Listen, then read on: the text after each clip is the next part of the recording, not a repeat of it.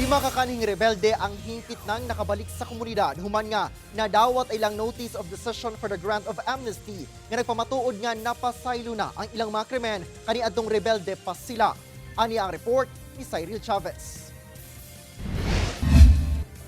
Sa pagpanguna sa 4th Infantry Division Philippine Army, uban ang Local Amnesty Board CDO, DSWD o DA, hingpit nang nadawat sa lima ka kanhi rebelde ang ilang gipangandoy nga notice of decision for the grant of amnesty.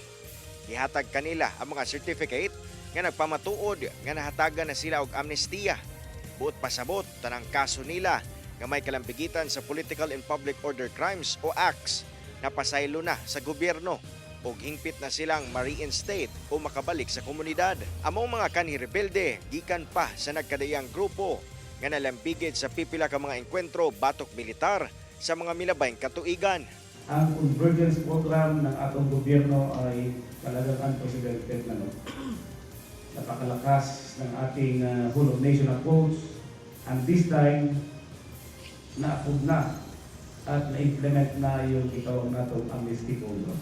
Naghatag sab ang DSWD ug DA og financial ug livelihood assistance. Hindi ko say, tanan na report, no, ug legitimate ng mga niyansa niya kanina ay, no, sa atong pagmamahalan nga nag-surrender. Doon ay programa nga gimove na isa na niya na ang DSWD.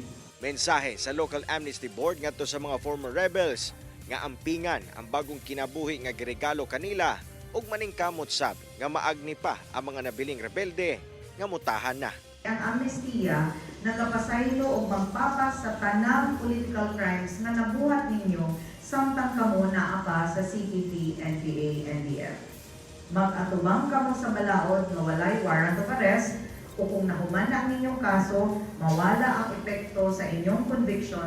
Usa sa mga nakabenepisyo ug nag-grant ng amnesty application si Kanene, kinsa combatant ug nurse kaniadto. Matud niya, aktibong miyembro siya sa NPA niadtong 2012 hangtod 2021 ug nakasinati na og dili maihap nga mga engkwentro kontra kasundaluhan. Apan dihang namabdo siya, may kanaog siya sa bukid o wala na mibalik pa sa pagkarebelde. Ikalipay niya ang second chance nga gihatag sa gobyerno kaniya. Dako kaya akong pasalamat og kalipay gyud karon sir nga panahon nga gihatag nila sa mga dako kay nga sa ako nga kuan sir gyud hagit gyud kay nako nga mahimong dako kay nga pinaskuhan nako karon nga bisag wala ang cash assistance pero na ang amnesty dako kay nako ni nga pinaskuhan. Karon laraw ni Kanene nga magpadayon ang iyang nasugdan nga bagong kinabuhi ug mag-focus sa pagpanginabuhi para sa iyang anak.